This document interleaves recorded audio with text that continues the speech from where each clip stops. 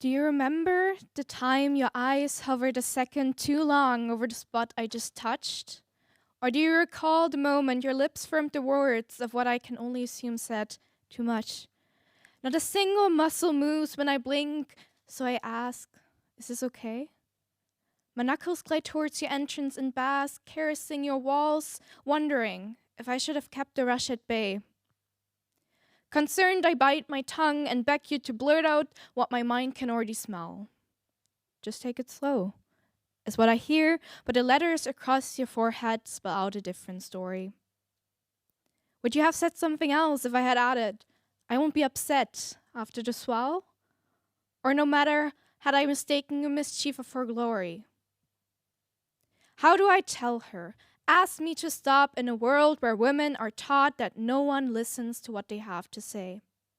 How do I tell her? Ask me to stop when every other man wouldn't have questioned it twice and simply had followed her advice. A simple no has come second to its cousins, I just need a minute, and how about we continue watching the show? And even though I know what it's like to be the woman who can't say no, I shrug my shoulders, close my eyes, and never question these simple white lies.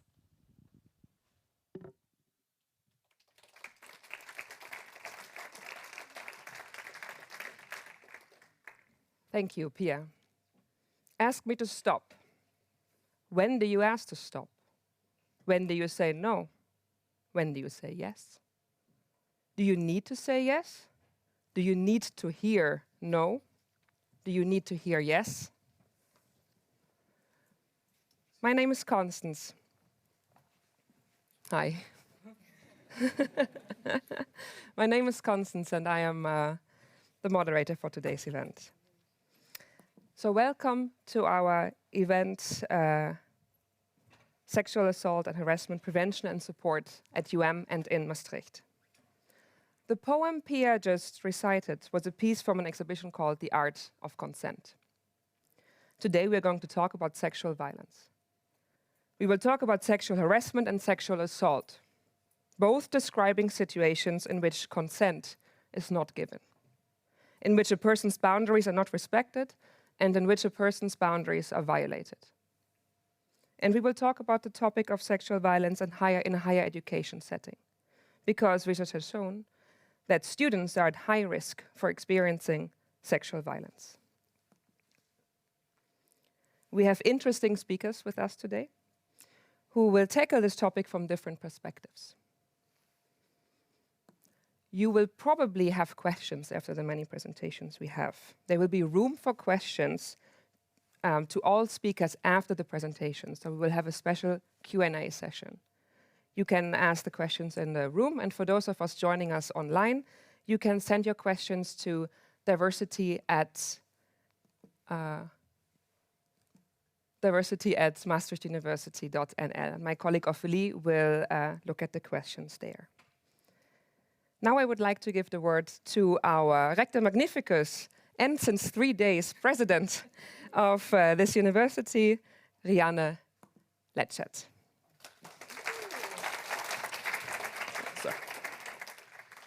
Hope it's working already, or should I take...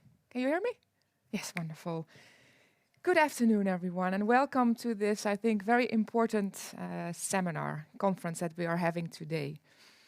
It's an honor for me to be able to host and to welcome you here, and in particular also our speakers of this afternoon who will enrich us with the results of what I think are very disturbing numbers. Let me start by saying that immediately.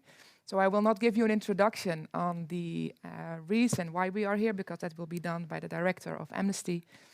Welcome also for you to being here, and also by Vivian from the Center on Sexual Assault. But I do want to share with you why this is such an important topic also for us as a university. And also for me as an academic. For those of you who only know me as a president and rector, I will skip one of those in hopefully end of January. I am a professor in international law and victimology for 20 years already.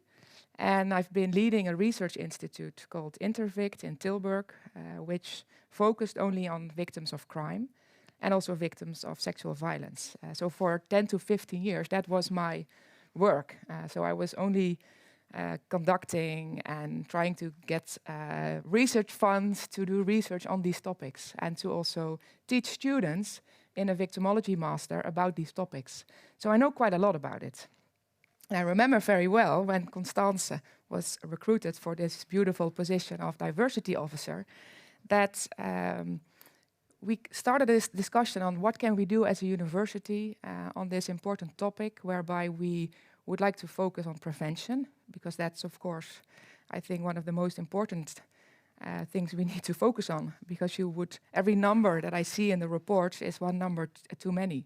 So what can we do as a university to educate our students and our staff, also in the area of prevention? And if it happens, what can we do then as a university? How can we make sure that students know where to find information, where to go, where are the other stakeholders that have a responsibility and a competence and expertise to also assist students? And whether it's a Center for Sexual Assault or whether it's a police, if you want to file a criminal complaint, there are so many actors involved that at some point we initiated a discussion with the municipality and with the police and also with the Center of Sexual Assault, with your predecessor then, from the Limburg Center, to see if we could have such a joint ambition to see also on the basis of what you can do as an individual institution, but to see where we can coordinate, whereby there are also limits to what I can do as a university. There's not, I don't have jurisdiction to conduct criminal investigations. And I've had cases also at my desk that sometimes you're with your hands in your hair, like, what can I do? I can only refer students to the right places, but is that enough? And I think that's why this day is so important, that we have an open discussion on where we fail and where we should do more and where others should do more. And that I can also say and can rely on others to do maybe more. And not only to talk about the victims, and you've seen them in the report, the numbers are very alarming, but also about the perpetrators, which is maybe not a nice label, but I also don't want to put all the burden of this topic on the victims. So there's also a topic to address. So why is it that this is happening so much? And is there something that we can do to also educate the people who are conducting sexual violence or sexual intimidation or harassment? And that's a very difficult topic and a difficult discussion, but I think it's also very necessary. Because often it's about how can the victims react and respond, and where should they go, and how do we refer them. But again, the preventive side is also, I think, very crucial, and that we need to do with the entire university community and the actors here together. So I'm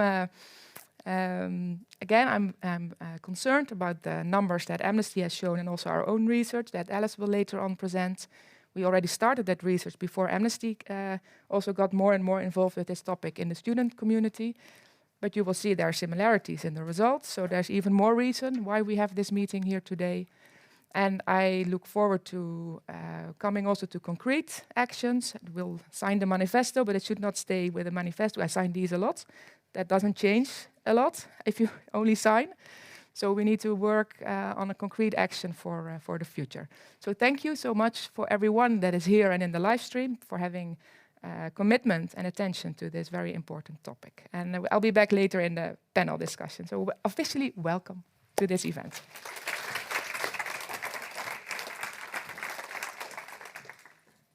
Thank you, Rianne. Next, we would like to give the floor to Amnesty International Netherlands. Amnesty International Netherlands launched a report in June this year about sexual violence that students in the Netherlands experience. And the publication of this report was also the launch of the Let's Talk About Yes campaign. And for those online, I can't see it, but I see beautiful T-shirts and sweaters with Let's Talk About Yes here in the room. And this Let's Talk About Yes campaign also brought forward the manifesto that indeed the university is going to sign later. I am very happy to welcome today to the stage Dagmar Oudson, Director Amnesty International Netherlands, and she will be followed by Alex Fletcher, who is the chair of the Let's Talk About Yes campaign here at Maastricht University.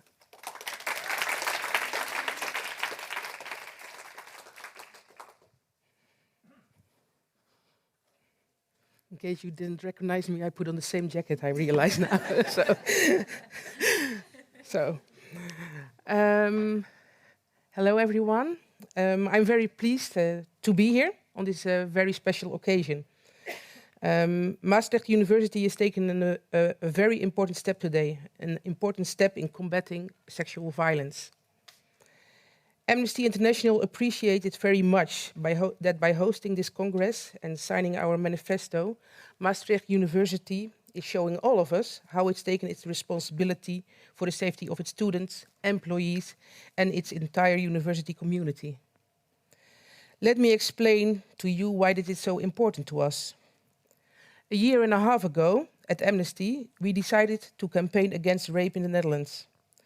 We felt the need for this because we discovered that our criminal law on rape is in a tragically poor condition, extremely out of date. Our criminal law on rape does not comply with human rights as they are laid down in the Istanbul Convention and other international standards our country signed up for. It was clear to us that something needed to be done about this, and it needed to be done quickly. Let me tell you about the inadequacy of this part of the Dutch law at the moment. I will try to do this as sensitively as possible, but I briefly have to go into the details of rape.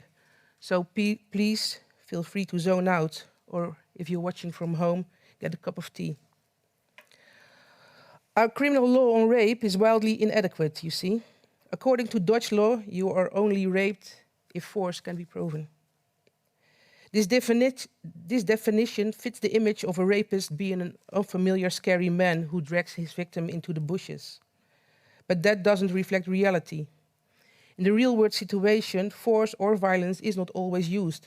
And in the majority of cases, the perpetrator is not a stranger, but someone you know. 70% of the people who are raped experience tonic immobility, also known as freezing. Due to a natural reaction of their body to have the highest chance for survival, they are not able to move a limb or make a sound. Because of this, they don't resist or fight back. Despite what we might expect of our survival instincts, this freezing is the most natural physical reaction to this type of attack. And this is a problem if you want to bring your rape case to a Dutch court after you froze. Because, as I mentioned, according to Dutch law, you were only raped if force can be proven. And as a result, rapists go unpunished. Also, the interview protocols and procedures who are used by the police focus often only on questions linked to the use of force. Amnesty is working with an action group of women who experience rape, and they state that the law and this kind of procedures lead to victim blaming. At Amnesty, we think that this is a great travesty of international law, which is actually quite clear on this. All non-consensual sex is not sex but rape and should be punished as such. Dutch law, however, leaves victims unprotected and sends them the wrong message. The experience you had may have left you with a serious trauma of other problems, but it was not serious enough to convict the perpetrator for rape. The victim and sometimes the rest of society might even think, if the judge says I'm not raped, was I really raped? Amnesty therefore decided that an update of this part of the Dutch criminal law was needed quickly. And in March 2020, we started the campaign Let's Talk About Yes, emphasizing the fact that as a legal system and society, we shouldn't ask the victims, did you say no? But ask the perpetrators, did you ask for a yes? Only that will put the responsibility where it's supposed to be, with the perpetrator and not the victim. And it's also important that children at a young age not only learn about setting boundaries for themselves, but also learn to be able to ask for consent. And please pay attention, because here also lies a responsibility for all of us. It's important that not only the police and the judges start asking the right questions, but also we, as friends, as classmates, as teachers, as parents, as siblings, as neighbors. Victim blaming is a serious problem. 38% of students who were raped during their time at university did not speak to anyone about this. And many of them kept their story to themselves out of shame. or out of fear for the people's reactions.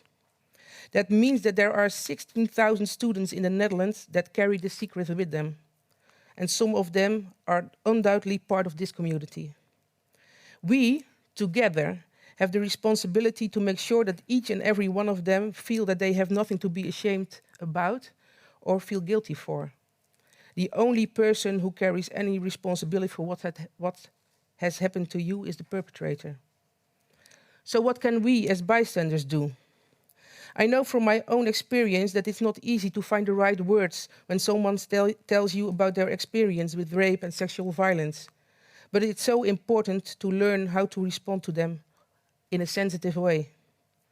A person who shares their story for the first time will determine whether they will keep on sharing their story with others and eventually find help based on the first reactions they got. I am telling you this because society doesn't change by changing the law alone. The minister wrote a promising proposal for a new law, which will help create a safe society.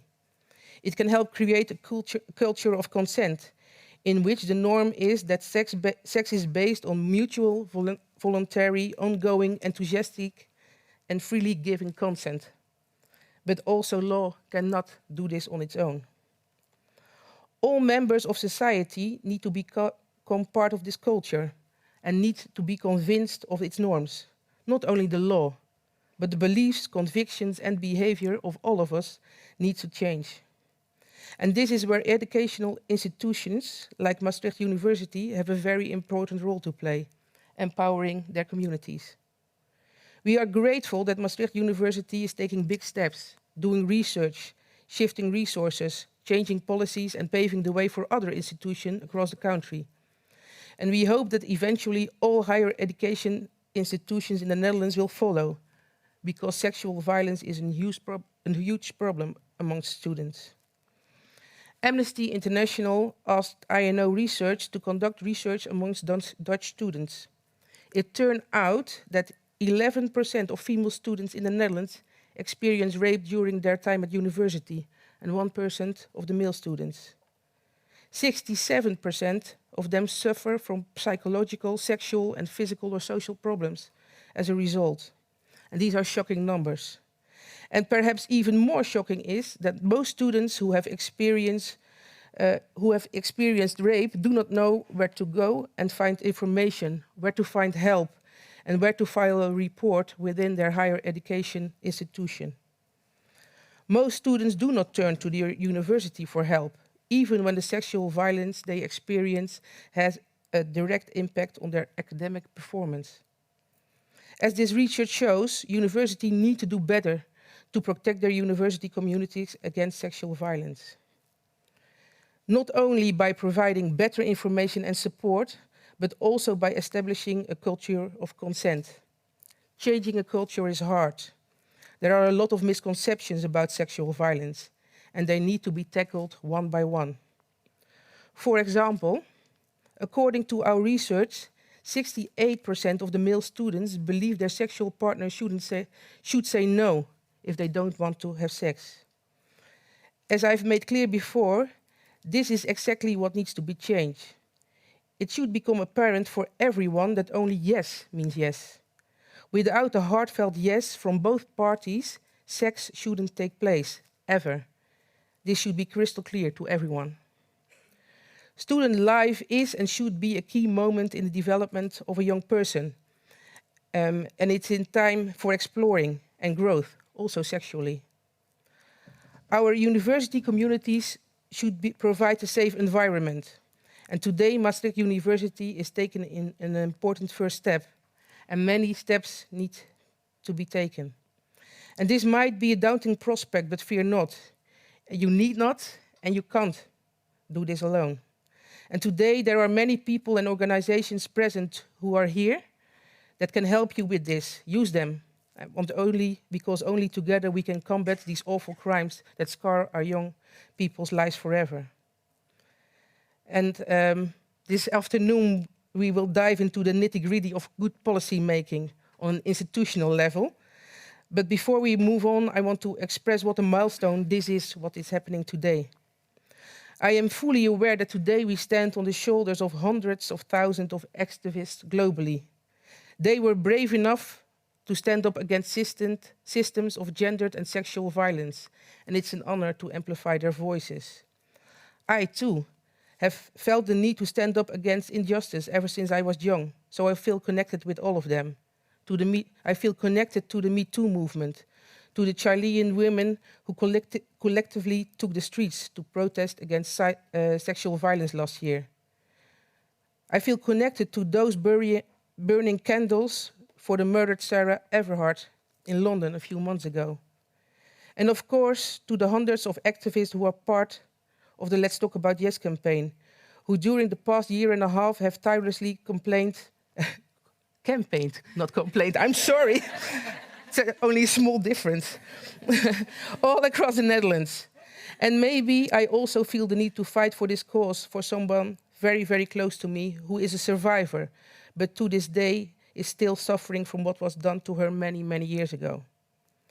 Our efforts have connected us, not only in our grievances, but also in our power, emphasizing that sexual violence is not an individual, but a collective issue, helping each other to overcome victim blaming, and together engaging in a political struggle to create such a structural change. And as we speak now, the Amnesty lobbyists are trying frantically to prohibit the plans of Mr. Grapperhaus to implement the new law in the year 2024. And they are talking about this at this moment. Because implementing in 2024 is not acceptable. That's way too long. And despite the heavy weight of today's presentation and discussions, we are together, creating laws and policies against sexual violence. So that, and the importance is that the laws and this policy are shaped by the experience of survivors to ensure a better future for all. And that is definitely something to celebrate and be proud of. Thank you very much, and it's my great honor to introduce you to our local activist team leader, Alex.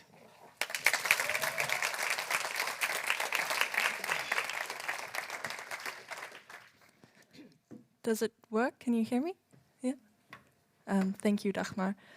Oh, and also, because this is live stream, I just want to do a quick hi, Mum and Dad, if you're watching this. My name is Alex Letschert, and I'm the activist leader for the Let's Talk About Yes campaign for Maastricht. When I first started talking about my sexual assault experience, mostly among my friends, most of whom were women, I didn't expect nearly all of them to reply with a sexual assault story of their own. I thought of this as something that's comforting at first. It brought all of us closer together, like this little uncomfortable secret that we all had.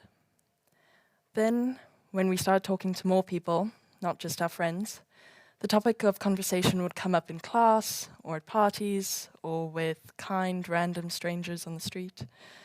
You'd start talking about the therapy you're going to. You'd get asked what for. And then, just like that, you'd have a bit of trauma to bond over with a complete stranger. There shouldn't be trauma to bond over, though. It's not a quirky part of so many people's lives that they just have to get over, to deal with in their own time, and usually alone. This is a systemic issue.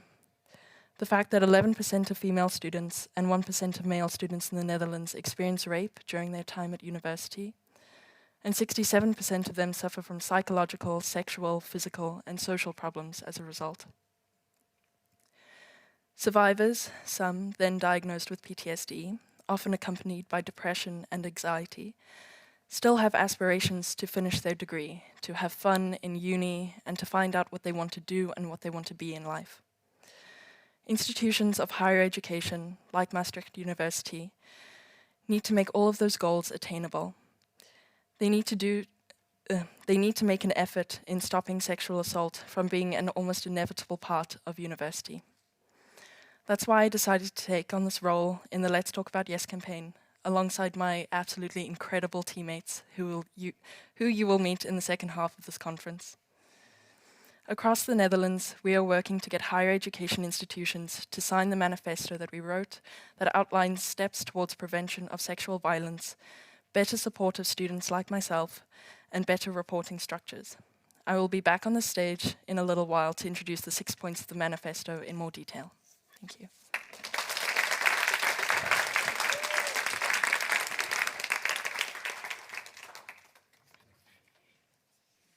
Thank you. Thank you, Alex. Thank you, Dagmar. Next, I would like to introduce the Sexual Assault Center, or in Dutch, the Centrum Seksueel Geweld, a very important partner in offering support to victims of sexual violence, all around the Netherlands and also here in Limburg. We will first see a short video message from the director of the Sexual Assault Center, Iva Bicanic, followed by a presentation of the coordinator of the Sexual Assault Center Limburg, Vivian Smeets. So first, the presentation of Iva. The video. Hello, everybody. My name is Iva Bicanic. I'm a clinical psychologist and director of the Sexual Violence Center. Unfortunately, sexual violence can happen to anybody.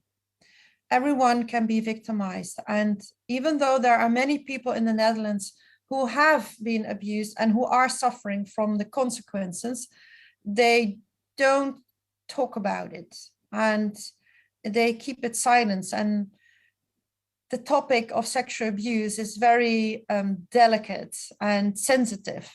And I'm very happy that I can talk directly with you about it, because many people who have been victimized by abuse tend to minimize what happened to them. For example, they have been raped, but they tell themselves, oh, it's only an assault. I shouldn't exaggerate. Or they talk to themselves and say, oh, it may have been miscommunication. So they are trying to minimize what happened to them and don't share, even though they do have stress. And they try, in many ways, they try to avoid the memories and they try to have a normal life, even though they are experiencing stress and are in a way trying to figure out what actually happened to them. Now, of course, I'm very much emphasizing the importance of sharing what happened to you with people that you trust. And if you are coping with the consequences for a longer period, to take this seriously, because there is professional help. And it's not necessary that people have the impact of sexual abuse for such a long time. And nowadays in the Netherlands, we have very good trauma treatments, trauma-focused treatments for people who have been abused or assaulted and are suffering from it, psychologically or physically. So it is a very serious thing in size and in impact. And it's about time that we talk about this serious phenomenon with each other, and not only in a preventive way, but also if it has already happened to you once or a longer period, or someone you know or a stranger, please try to consider how your life would be differently if you would be helped with the problems that you have right now. And many people, unfortunately, suffer lifelong in silence and by themselves, and it's a very lonely trip. And I hope that my little talk here will encourage some of you to either seek help, or if someone comes to you, towards you, to share, please listen and don't do victim blaming. Just listen and ask how you can help and what you can do. Thank you.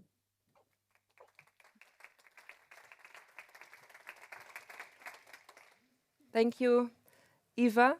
And I would like to give the floor to Vivian Smeets from Centrum Seksueel Geweld Limburg. Here's your clicker. Thank you. Thank you. Is this one on? Can you hear me? Yeah, perfect. Okay. Thank you very much for having me. Good afternoon to hear all of you, and also by the live stream. I think it's very important that we discuss this topic and that everyone should know when it happens to you, where you can go to. So I am Vivian Smits. I'm the coordinator of the Sexual Assault Center here in Limburg. And I will tell you about what we do as a sexual assault center. So when it happens to you or a friend of someone you know and who you can go to. Yeah, this one. Okay, within the Netherlands, there are 16 sexual assault centers all around the country. So a victim doesn't need to travel more than 1 hour to get the help they need at that moment. And what we do as a sexual assault center is to provide professional medical, forensic and psychological care for victims of sexual assault or rape. And we see all ages, all genders, everyone can call us. Also professionals can call us for advice. And back in the days, victim has to go to several places to search the help they need at that moment. And that's very traumatic for a victim in such a vulnerable situation. So a sexual assault center nowadays, they manage and they coordinate all the help the victim needs at that moment. So for us, as a sexual assault center, it's important to know when the sexual assault happened, because within the first 7 days after a sexual assault event, there can be done a little bit more about care than when it's longer ago. Because within these 7 days, there can be like acute medical care, like a morning after pill, but also the forensic medical examination. It can only be done within these first 7 days, because they have to collect the evidence. And after these 7 days, the evidence is, of course, not available anymore. But everyone can call us, so also victims who suffered sexual violence weeks, months, even years ago, and now want our help, they can contact us, and then we provide, of course, medical care if necessary, police involvement if the victim wants it, and psychological care. When we look at the statistics from last year, and these numbers are only from the Sexual Assault Center in Limburg, we had 298 contacts with our front office. There were 95 requests for advice, and that can be done by professionals, but only or by victims who doesn't want help at this moment, but just want to know what we can offer them. Then we have 100 cases with care within these 7 days, and 103 cases with care longer than 7 days ago. When we look at the cases with care, so the 203 cases, most of the time it were female, 92%, and 33% were underage.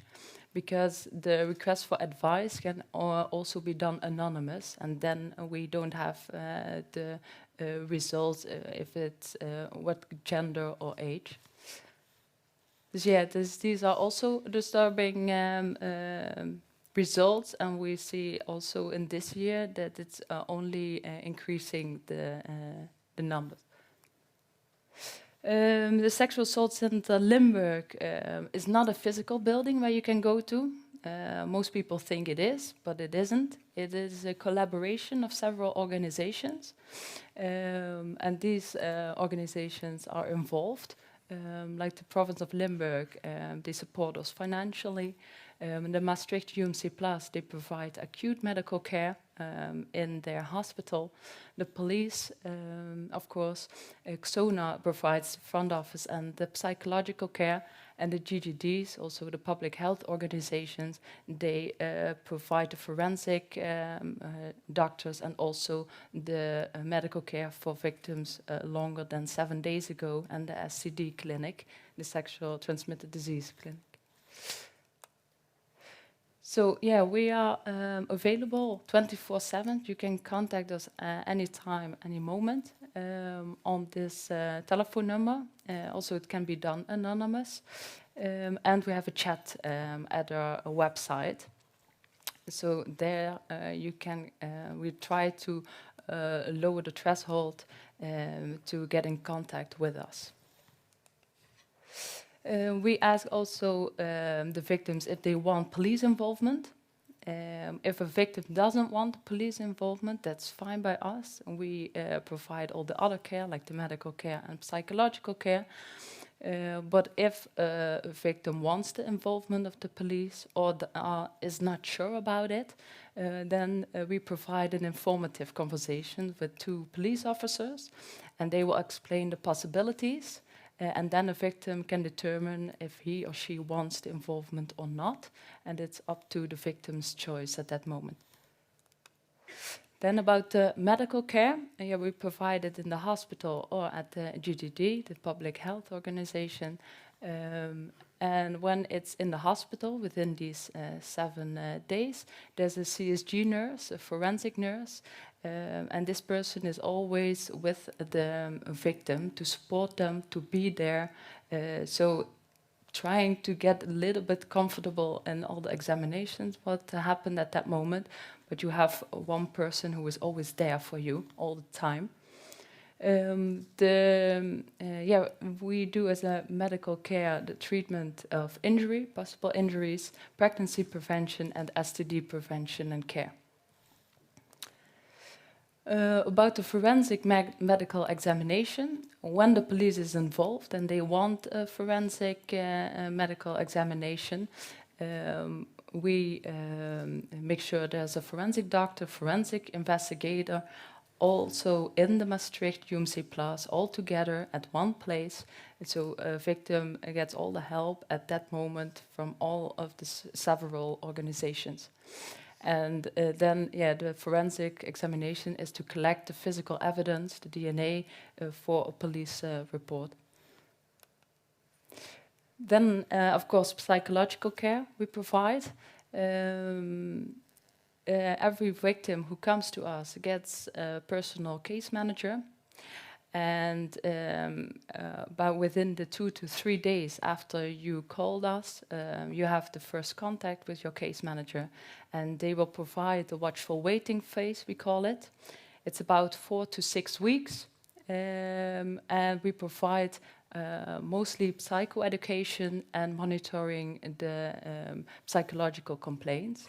We don't give psychological treatment like EMDR or a treatment for PTSD, but only psychoeducation and monitoring complaints. And because what we see with victims is that their stress level is really high at that moment, of course.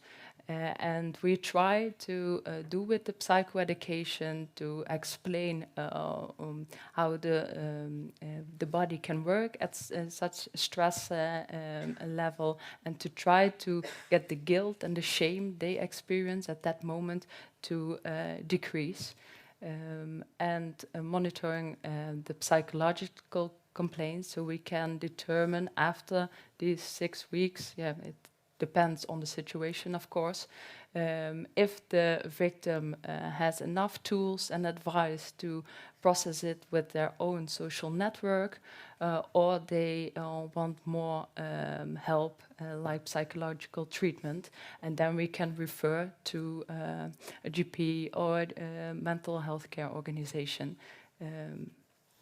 That's a bit about psychological care.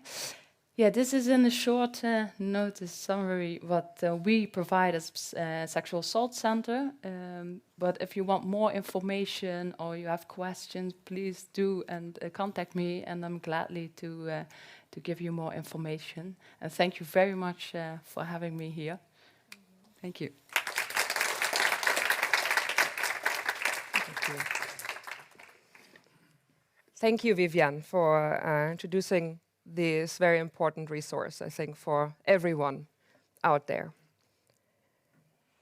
As President Letschert, as Rianne mentioned earlier, we are not talking about sexual violence for the first time today at UM. In 2020, UM researchers launched a survey into our UM student population on the topic of sexual violence experiences. And today, Alice Vellum one of the researchers, will for the first time present the results of this comprehensive research into experiences of our students. Alice is a lecturer at the University College Maastricht and researches sexual assault prevention and support in a higher education context. So please, Alice, thank you.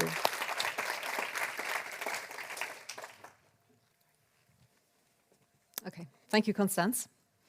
So as Constance said, I'm going to talk to you about the results of our report on sexual violence and sexual harassment at Maastricht University. First of all, just to put this into comparison, so there was obviously a report by Amnesty International, and that you guys surveyed on a national level. And what I want to do in this report is also see how our numbers compare to the numbers nationally, because I think it's important to see that. So there were a couple of differences, though, that we did. First of all, our survey was conducted in English because we are an international university and we wanted to ensure that our international students will be able to follow and also answer. Secondly, we included 9 questions about sexual violence. This is not uncommon. It allows us to be very specific about what happens to people. We also included additional questions about sexual harassment. Now, the difference between sexual harassment and sexual violence is that sexual harassment does not include any kind of physical transgression, but it might include something like being sent a dick pic or being told a sexually explicit joke. We were also able to ask about local resources that we would hope students would be able to access, for example, the psychologists or the confidential advisor. And finally, we noticed that throughout this time, we were really embedded within the local community. For example, part of this research was supported by a diversity and inclusivity grant. Various staff members came forward to help us, as did students, alumni, and student organizations like We Care, for which we're very, very grateful. So there were 3 guiding questions that we used. Well, actually 4, but I'll summarize them. The first one was, how extensive is sexual violence or sexual harassment at Maastricht University? The second one asked about the perpetrator. What do we know about perpetrators, right? Who are they? Where do they come from? The third one then asked more specifically about our resources. Now that we know that we have the psychologists, do students actually know about them? And in case something happens, do they go there? So starting with the first question, how extensive is sexual harassment or sexual violence at Maastricht University? As Constance said, in June 2020, we sent out a questionnaire and around 2,800 students answered it. After cleaning up the data, we had around 2,500. This is, at the time, that was roughly 10% of the student population. So we know that approximately half the students have either experienced an incident of sexual harassment or sexual violence since enrolling as a student at Maastricht University. If we break down these numbers more, we can see that 1 in 4 students report that they have experienced an incident of sexual violence. If we break down the incident of sexual violence more, we can see that around 10% of the students report that they've experienced an incident involving non-consensual sexual penetration, also referred to as rape. And again, 1 in 4 students have experienced an incident of non-consensual sexual touching. For sexual harassment, this is around 40% of our students. Now, I'm going to continue talking about sexual violence. Sexual harassment, in many cases, mirrors all the results, but I want to, again, make it comparable to the Amnesty International results.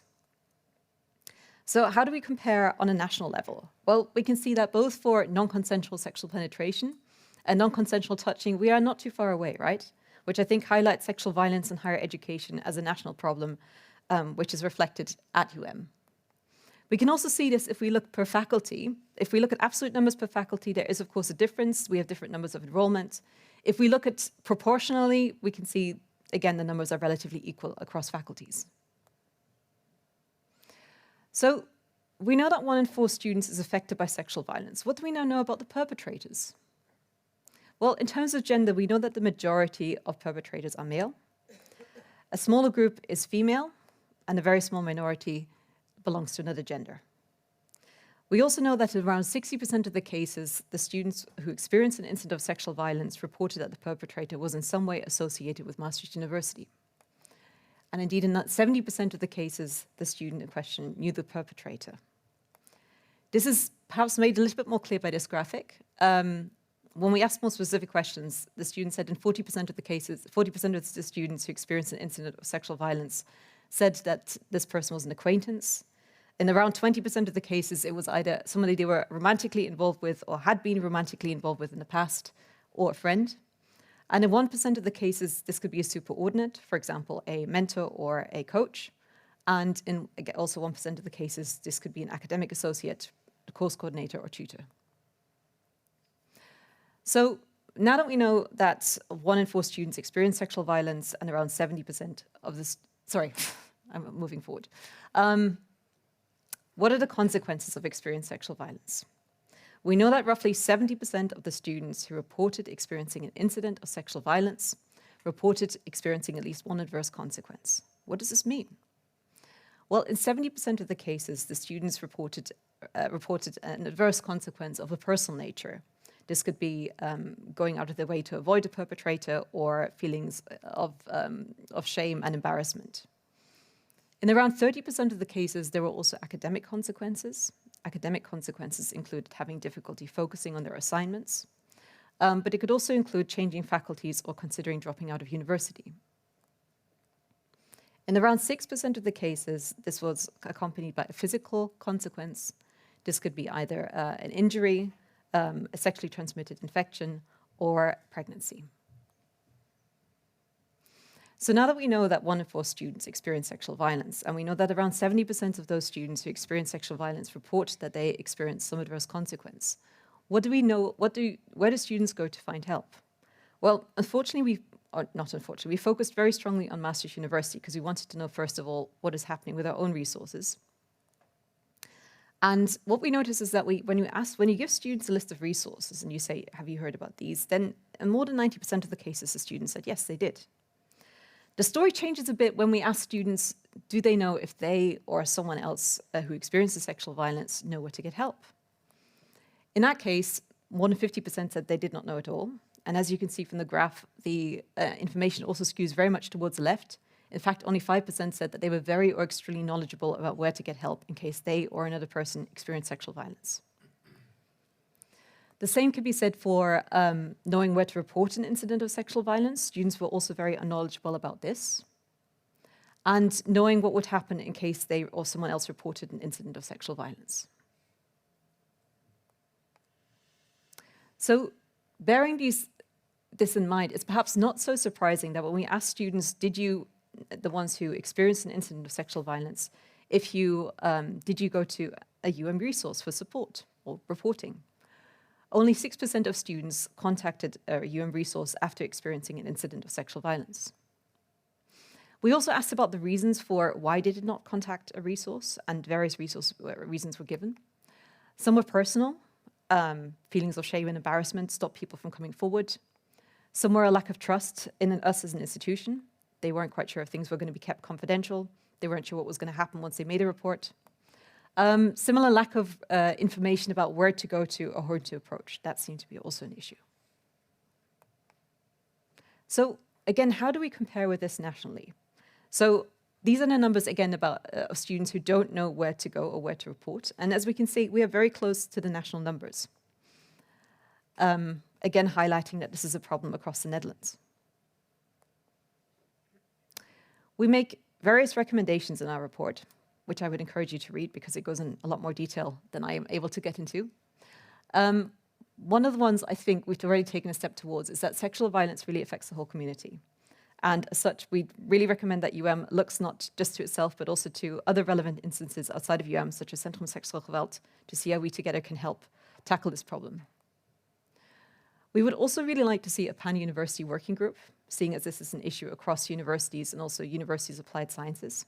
There are some very good examples. For example, Caring University has really led the field there. And obviously, transparency of information or communication seems to be an issue. So we would really like to encourage to improve that. There are many more recommendations. Those are the ones I wanted to focus on here. I wanted to end on a positive note. We started talking about this issue in 2018 already.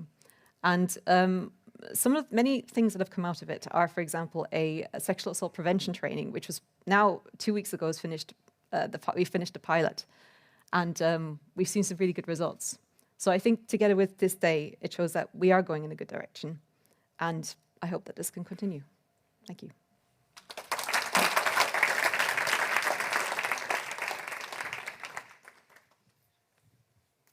Thank you very much, Alice. And for all the people here in the room, you will get a printed version of the report later. And for everyone online, you can find the report as a PDF on our webpage on maastrichtuniversity.nl/diversity. So I'm pretty sure that you might have some questions and that our online audience might have some questions. So it is question time. That was the idea. I would like to invite all the speakers back to the stage. There it is. You can each take one of these white podia. We also have a mic for the audience. You can just put it in from the top.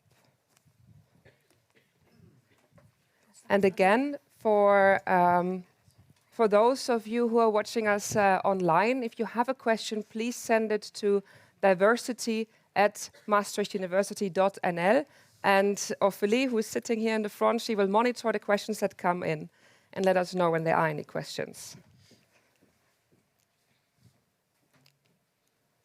So, are there any questions? Yes, here in the front.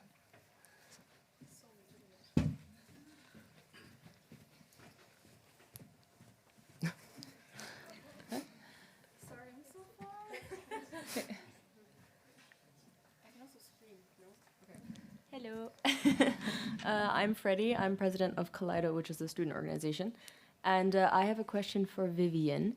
And the question is, in regards to reaching out to police, do you also have a preference, either for that or for the clinical part, to pick the gender of the person who will be evaluating your case? No, we discuss with the victim what he or she wants, and then we can determine if he or she wants a male or a female. It's possible, yes, of course. Okay. And we are trying always to put the victim in first. So if he or she wants something or doesn't want something, we go along with it. That's it. Yeah, it's good. Okay.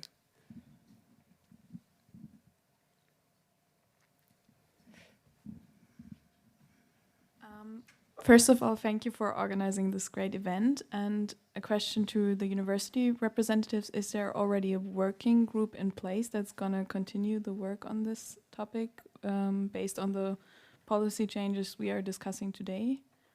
Yeah, I was just looking at Constance about the Pan-University Working Group. Before COVID, Constance was already in a discussion with people from the municipality and the police and the Center on Sexual Assault to see what we could do to join efforts on this topic. Of course, then we had COVID and everyone was hiding at home. So I think, Constance, we need to discuss whether that group, where people have been changed, of course, is still the right group to continue working with. I know from the police that they were really very interested to be part of that working group. Also, the chief of the police of Limburg, we've had several meetings also with her. She's very much also committed to see what the police can do also on the preventive side, which is also quite difficult because, as Alice's report shows, a lot of the situations happens in houses, student houses. So not in the bars or in the public places where you could maybe through monitoring, controlling, enforcement have some effects. So that makes it also sometimes complicated. But so to answer your question, yes, but we need to, I will discuss with Constance if we need to add other stakeholders in that Pan-University working group, because that was already our intention before COVID. And we are also working with other universities already together on that subject in different settings, one with HR policy advisors, especially related to the ombudsperson, for example, and also with the other diversity officer colleagues, where we also have regular meetings. Or were you referring to within the university? Basically both, because within the university it might be able to include students more than the Pan-University working groups. I think we had a working group where Alice was, for example, also a member of, and the research that Alice presented was one of the things that came out of this working group. And I think today we will use the opportunity to see again to revamp this working group and indeed to keep student involvement going. Thank you. Yeah, and also maybe we still have the student group Consent Matters, and that's also the student group that approached me, I think, two and a half years ago. And now students have a tendency to leave us after a few years. That's sometimes that's a good thing, but it also means sometimes that we need to find again the new students who would like to be part of that, because it's absolutely crucial that students are involved. And we have them also here today. Pia is the president of We Care, which is also a student organization focusing on consent. Yeah, And students tend to come back. Yeah. Yes.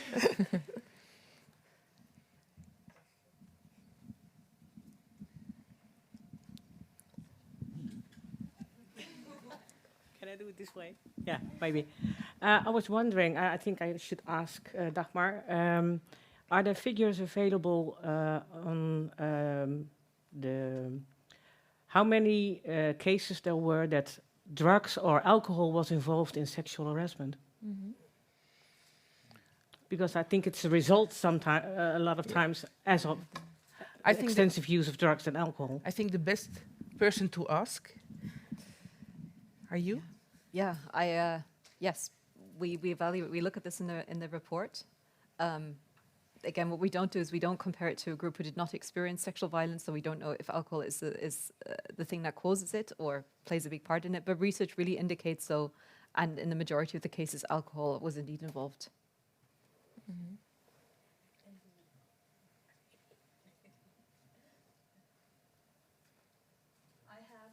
Questions from the audience for the Sexual Assault Centre, asking if any of your services or if all of your services are available in English.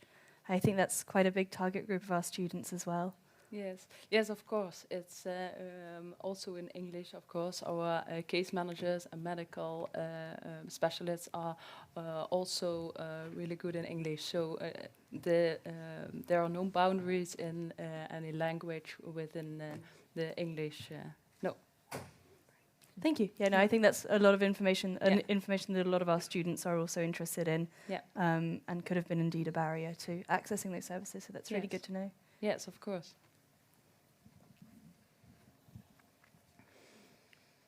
Hi, thank you for the conference. That was really nice. I have a question for you again, Vivian. I wanted to know if the support that is provided for students would be free, and if you would need to be registered in Maastricht or in Limburg, and if it would be accessible for exchange students, for instance, or people that are not necessarily registered or Dutch. Mm-hmm.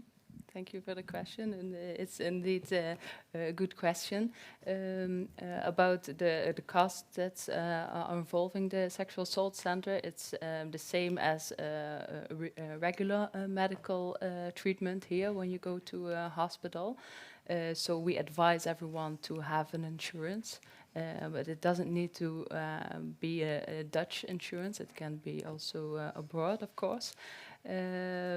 And everyone is welcome to us. So when someone is not living here or just for a short period, of course we can provide care.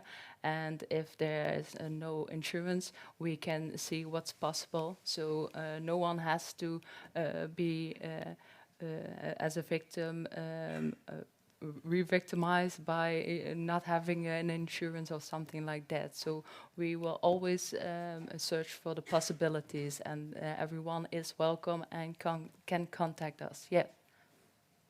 Okay.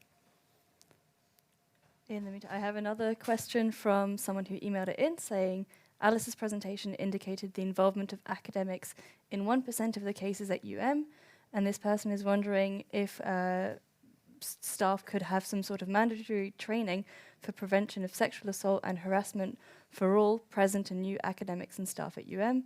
They know that this is the case in some universities in the US, for instance. So I think this is probably a question for many of you for your thoughts on this topic. You want to go, or you want me to go first? I think this is more of a policy question. Yeah, no, it's always, for many topics, they always ask me, and I see some colleagues, vice deans, to have mandatory trainings. Academics don't really like mandatory trainings, I can tell you.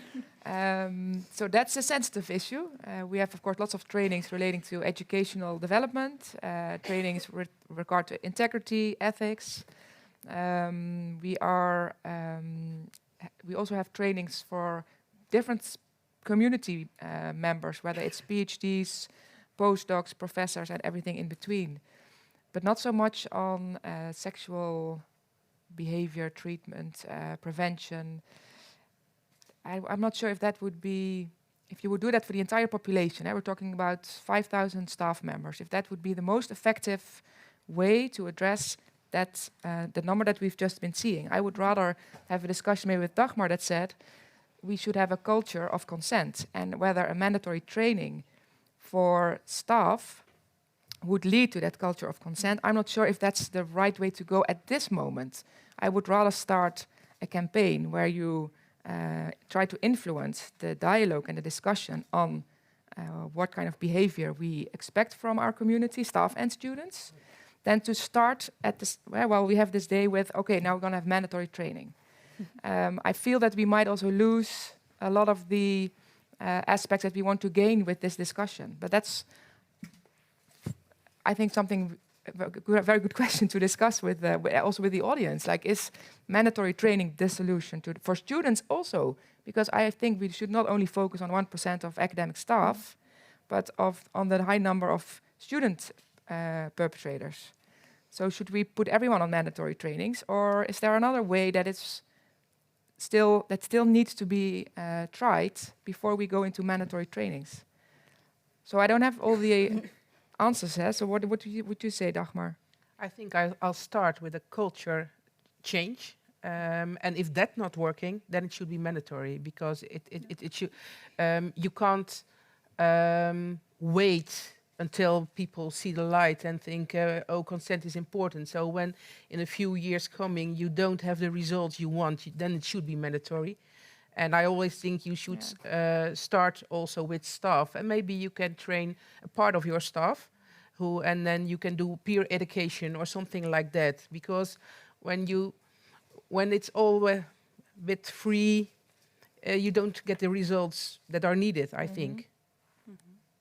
So, and I know sometimes mandatory training is not popular, but also within Amnesty, we give mandatory training.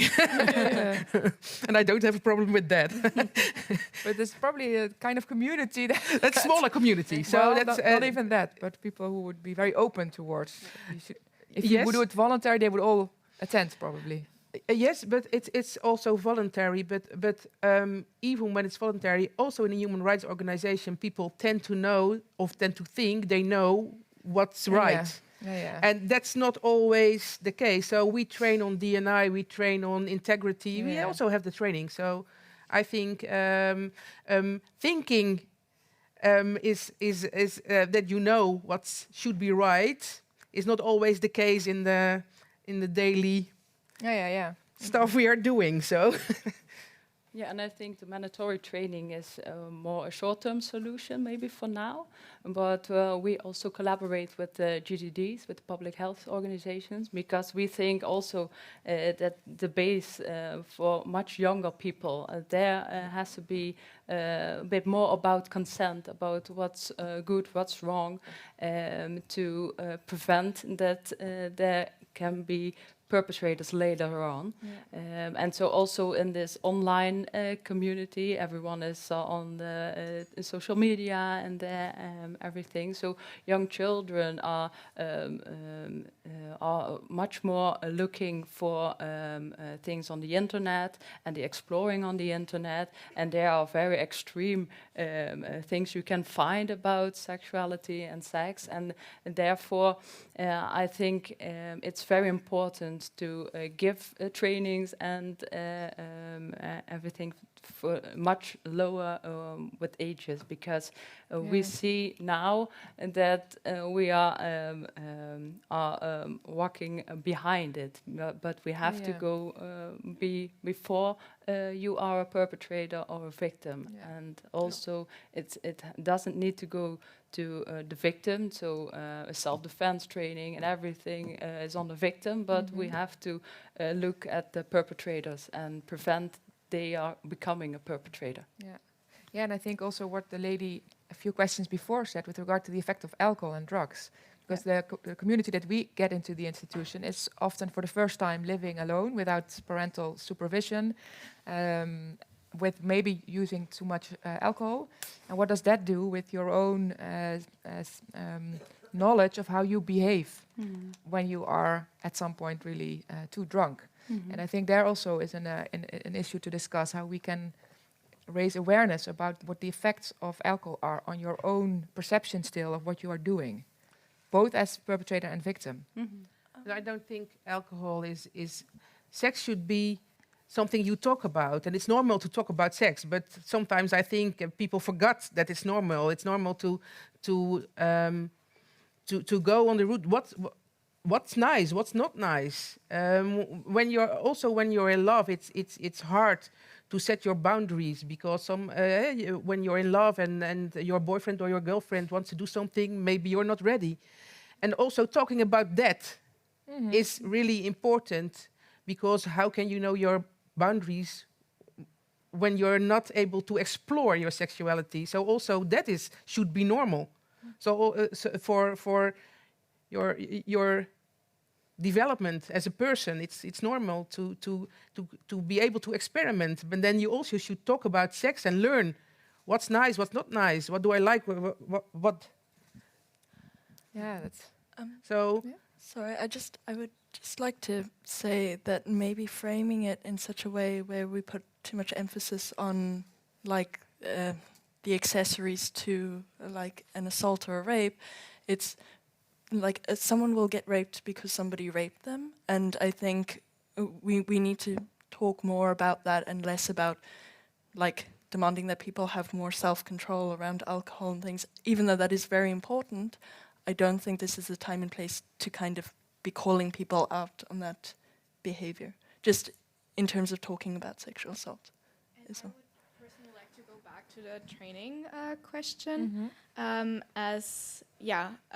You as a university also have a lot of student tutors. I do think that mandatory training in this is actually very crucial, not just for normal staff, but also for the student tutors. I'm a student tutor at FPN, and this is an issue that's not addressed at all in training. And I do believe that, especially because we have such a large population of student tutors who are, in that sense, still in a hierarchy of a power structure and have, obviously are in close contact with first-year students who are on their own for the first time, and obviously they're going into a new environment, experimenting, that I do not think it is wise to not have any sort of training in that sense, especially within those close-knit communities.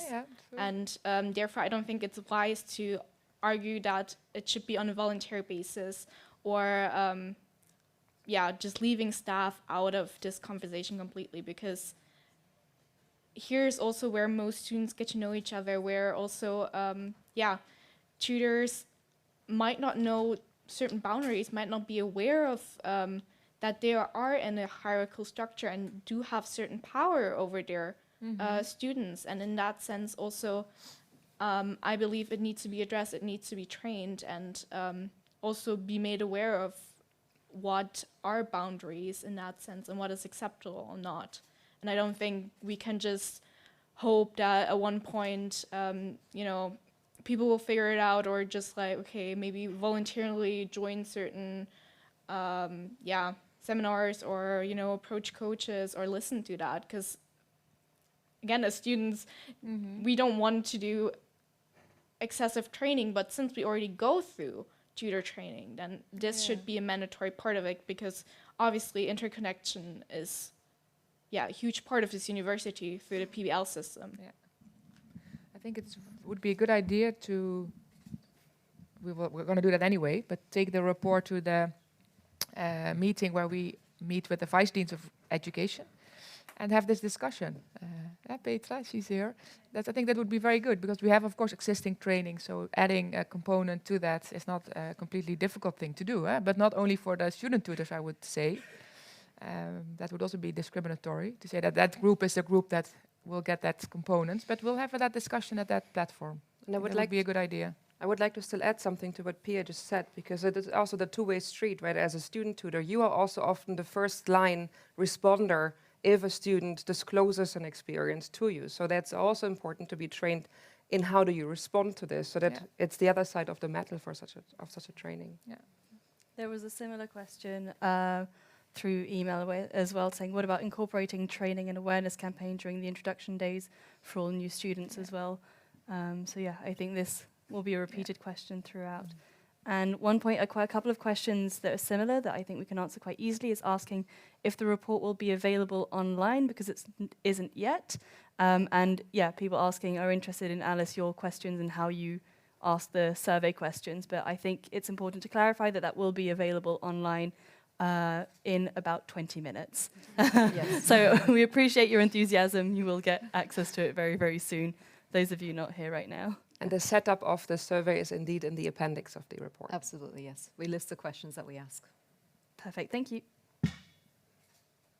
I might have a final comment on this discussion.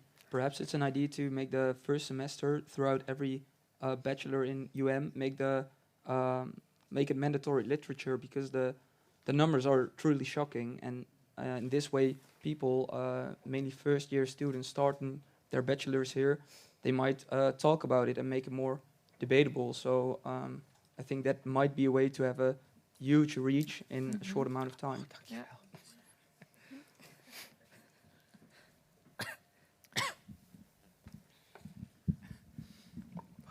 I would like to add something. I'm Michelle from the Zuid University of Applied Sciences. I'm a lecturer and student psychologist. And we are working with a working group since 4 years with members from the Faculty of Health and Education, with teachers, the staff, and some of the Provincie Limburg, the board. And we are working also now with trainees from the staff and the students. And the first relationship between teachers and students is very important for safety behavior from the students with severe behavior. So we are working since 4 or 5 years and would like to working also with you together. I think we can support each other in these topics, I think. And we have also the support from Luc Verburg from the university. So I think we should work much more together also. To join the Pan University Working Group. Thank you.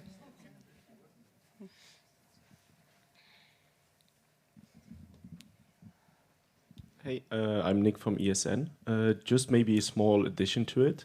It might also be an idea to include trainings for board members as a mandatory part of getting the Profileringsfund or the finances from the university. So I think right now one of the mandatory parts is the first aid course. Why not include one on the training on sexual assault and what is considered sexual violence as a mandatory part of the funding? Yeah, it's a good idea. And one of the coordinators of SSC, that's her. She's sitting there. She's working on it, actually, on the moment. So maybe you can respond, if that's okay? Yeah. You want to say something about what you're doing at the moment? Yeah. Ooh, attack. Hey. Yeah, Nick and I, we didn't speak about this, but we spoke about training already. Yeah, we're investigating, actually, with all associations. We are speaking about this topic. We spoke... All of you are here too. We actually already spoke with 30, the Student Service Center, and this topic came up in all associations. So we already investigated the options, and we are looking at trainings we can offer. However, it's not mandatory yet, but that is something we can think about. But we're at least already looking at offering it. Yeah. So, freely available for all associations this year and next year. And hopefully afterwards. But mandatory for the board members would not be a bad idea. Yeah, that could be. Yeah.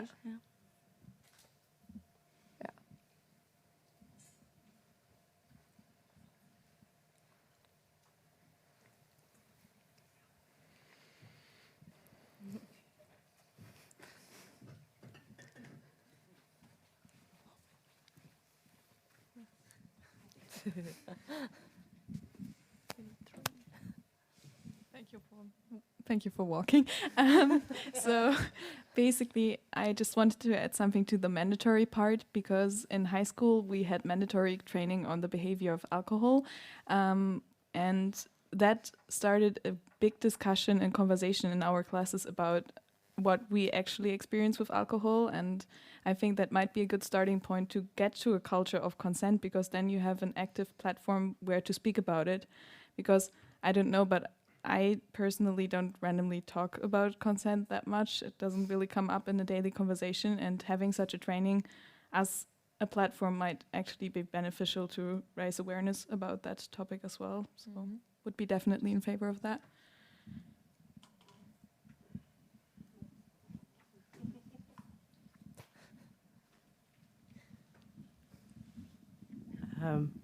I'm from the Hotel Management School Maastricht. We do have mandatory training on consent and alcohol during the introduction from school.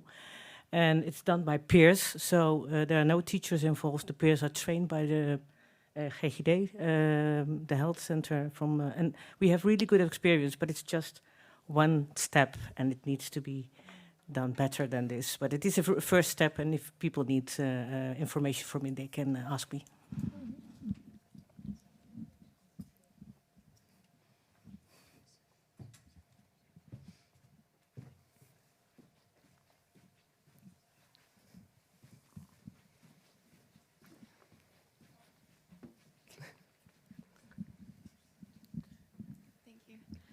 Hi. Yeah, I just wanted to say about the mandatory training, like, I do agree with training being really useful, but I think, like, there's a danger in rushing into it and having training that either doesn't work or can actively make a problem worse, especially if, like, for example, we just give literature or, like, an online training or something.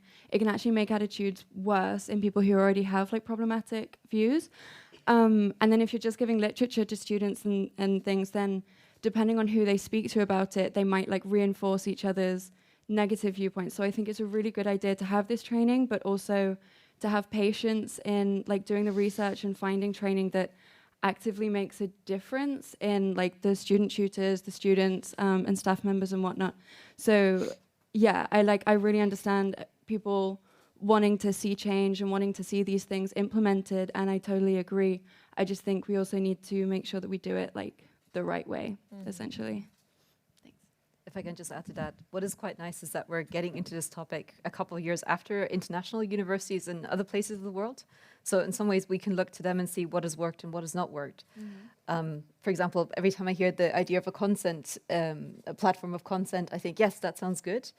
But we also know, for example, that just teaching consent trainings doesn't work. It's a placebo at best, and actually something that can cause perpetrators to perpetrate at worst, which is really counterintuitive, right? So I'm really happy you said this idea of doing the research slowly, and everything we do well with some thought behind it instead of rushing into it, which I understand because these numbers are quite shocking the first time you see it, and you have this urge that I want to do something right now. Maybe a question coming off that from the, again, someone emailing. I'm guessing this is a question for Rianne, asking, will UM make funding available for more research in this area to further expand on the research of Alice? I thought you'd like that question. Every topic that I'm present, will there be more funding for sustainability, of course. We can't have this without this question. I know. And then I'm looking at where do I get the funding from? But I think if Alice and Petra and the team come with a proposal and the D&I on a follow-up that is necessary, of course I will look at it with a very open mind. Don't worry. But I'm not saying now that would be quite popular to say, yes, of course. Because if I say that on every meeting where I am, we'll be broke. But of course, if we also with the D&I grant, we're very happy that this proposal came in. And so I have an open attitude towards it. I just felt like this is one of the questions that we had to ask. And it's maybe also something good to say, what Dagmar said earlier, you want to see whether something changes, whether people... We might not be able to change the numbers of sexual assault. Hopefully, we can bring them down a bit. But we also want to see: do people know where to go to? Do people find the places where they can get help? And that is something why we need probably to repeat this kind of research every 2 or 3 years to have a monitoring tool. Otherwise, we don't know whether what we're doing in terms of information spreading, communication, and support actually helps. My name is Maartje. I'm from the Unlimited Student Network. This is a network for students with disabilities, mental health problems, and others. And I actually wanted to ask a question that's continuing on what Constance just said. From the research, it became clear that for UM students, there were personal reasons why they wouldn't speak up or trust or regarding to information, what then UM is not or not in the right way maybe providing. When it comes to, for example, students who suffer from PTSD or chronic PTSD as a result of what they experienced, how do you all think that universities should make it more accessible to get education in a way they need? For example, is there more flexibility in how they do courses in time when they need healing or when they need therapy? Is there more options in how open they need to be to certain people? Since, for example, if a student needs permission to get an extended deadline for a paper, maybe because therapy is getting a bit hard to do next to a study, how can it be that the Board of Examiners then only has a power at the current moment to decide if a student can get that or not? How does disability support come into this? Maybe this question is a bit broad, but I do think maybe I made myself clear. Otherwise, let me know. Well, we have also the coordinator of the Disability Support Office here. It's good that I know everyone after 5 years. I'm sorry. But no, I think, but let me first give a start, and then maybe you can say if it's correct what I'm saying. But you're right that it's in first instance the Board of Examiners that give exemptions for deadlines, exams, whatever, but often also after the advice of the Disability Support Office, not only for the exams, but also for the way that you can teach with a certain challenge that you're facing as a student. That counts not only for the students that you're referring now with, for instance, PTSD, but for students with whatever challenge they're facing, mentally or physically. So that we have the system in place for that. It's not always probably working out perfectly. Depends sometimes on who you run into in a certain faculty. But the system, the structure, support system is in place. Maybe, is that correct? I passed.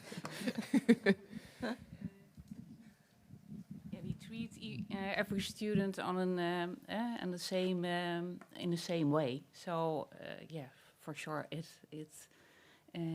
doesn't matter if a student has physical problem and what's the reason for it. So, and maybe nice to say, which is not,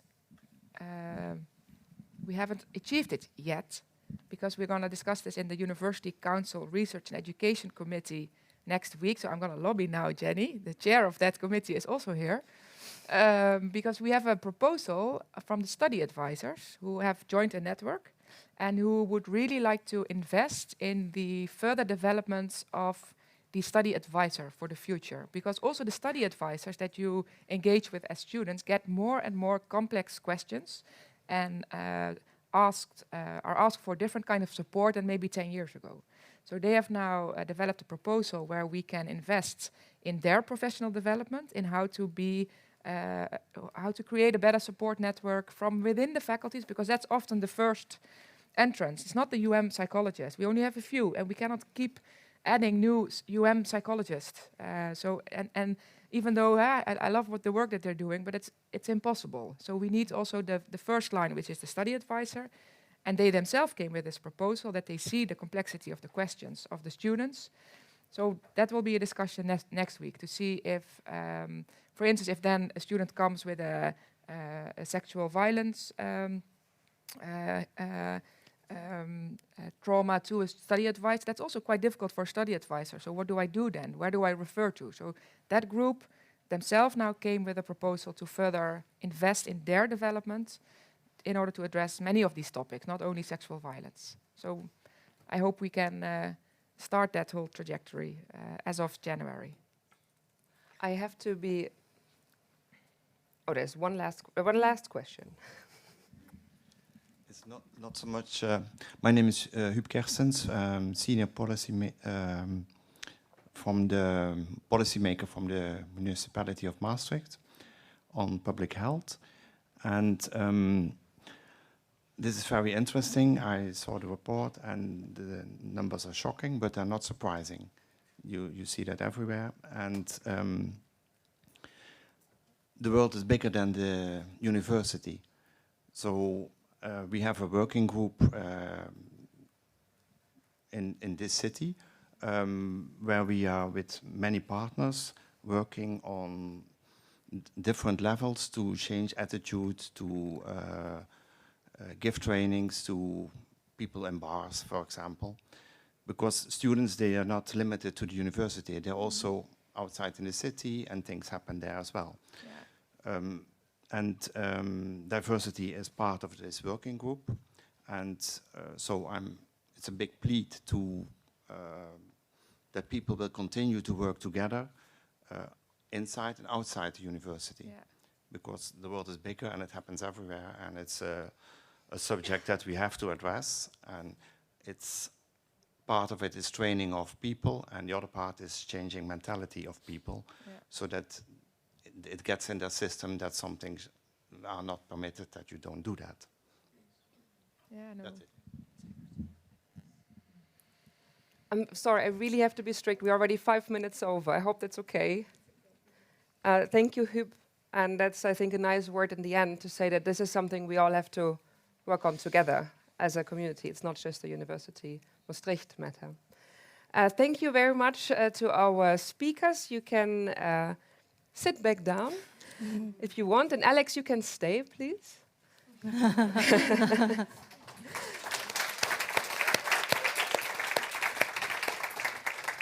Because now is the time that we come to the signing of the manifesto. We've been talking about the manifesto the whole time, and I don't know whether all of you know what the manifesto actually is. And that is why Alex will tell you now something about the manifesto before we go on signing it.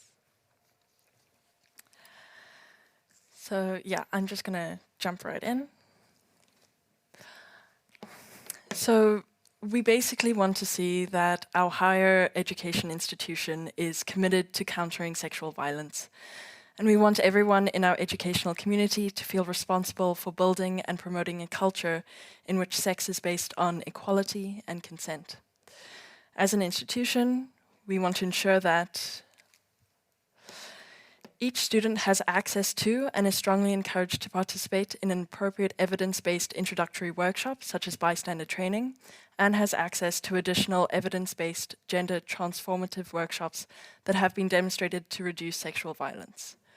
2, that every student is well informed about our support services and our reporting procedures, as well as our code of conduct and the law regarding sexual violence. We do this through online and offline social awareness campaigns. These campaigns preferably involve external partners who provide support to students and staff who have experienced sexual violence. 3, the key staff who frequently interact with students are trained in dealing with topics of sexual violence in a trauma-sensitive manner.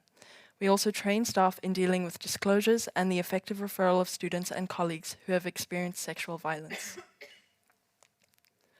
4, that our reporting complaints procedure is accessible to the whole university community, that it is transparent and provides clarity and detail so that the students and staff who have experienced sexual violence know exactly what to expect from a procedure. This information needs to be easy to find. 5, that everyone who has a part in reporting and complaints procedure, from confidentiality persons to members of the External Complaints Committee, will have appropriate training to ensure their actions do not perpetuate harmful rape myths. They are also aware of criminal legislation regarding rape and sexual violence. This is how we ensure that reporting complaints procedure is trauma sensitive. And lastly, that we involve students in the further development and implementation of this promise. Thank you.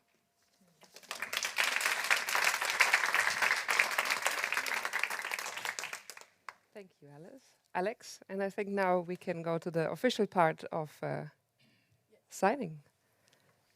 So yeah, I think Rianne and Dagmar. And we can still, we wanted to, do we move the tables together? Oh, kijk uit. And for the nice picture, I brought a plant.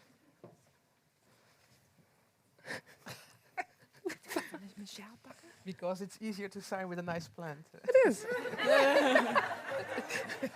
It's the details of the diversity office. What did you do? No, it's very good. I like it. It's very sustainable, so it's good for the other topic. Exactly. We didn't want flowers, we wanted a potted plant. Exactly. And you want me to choose, or? Okay. I think you should go first, because you're the initiator. Toch? Yeah. Yeah. Is it only me that signs? Yes. Oh, it's not. You're not going to sign as well. No. You can hold me to it. Yes. Oh, okay. I'm the ominous one behind you. Ah, okay. I think I signed that one. Oh, I signed this. Oh, yeah, sorry. We didn't prepare this in the general rehearsal. Eh? No, I sign here. I'm not signing off my mortgage or something. No? Okay. So.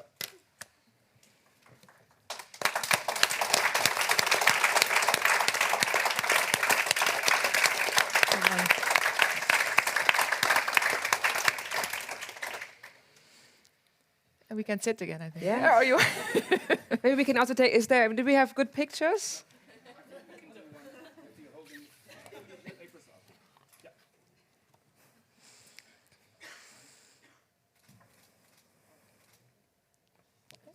Wonderful. Should we just? You want to have it? What? You give this one to her because it's, she can put it in Oh, you her want to give it to me? office. Yes. I can take it. Yes. Thank you. I will put it in the office. In your office? Yes. In my new office. Yes. Thank you so much. Thank you very much. You even got a certificate that you can put in the office. Dan moeten we even inlijsten. Yes. Okay. Thank you all very much. We will continue this working conference with our invited guests here on the location. And as Rianne also said earlier, signing something is fairly easy. But actually living up to the promises, to the 6 promises that Alex just recited to us, takes a bit more work. And that is why we will spend the afternoon today with everyone in this room to brainstorm about how to address these 6 promises. What is already there when it comes to prevention support, what has worked in the past, what hasn't worked so well, and how to improve things for the future.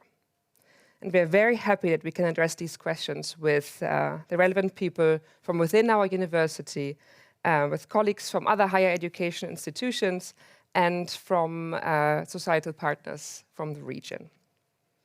But first, let's take a moment to celebrate the signing of the Let's Talk About Yes Manifesto, with Let's Talk About Yes cupcakes for everyone who is here.